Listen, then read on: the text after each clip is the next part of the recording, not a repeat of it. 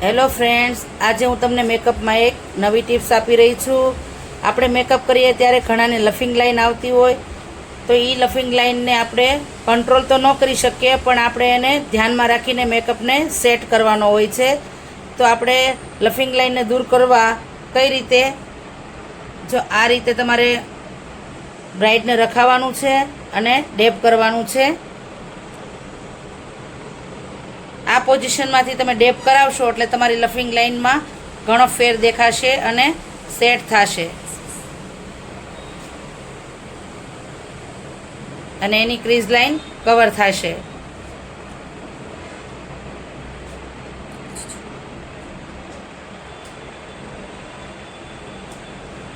તમે જોઈ શકો છો, નહીં લાઈન બતાય.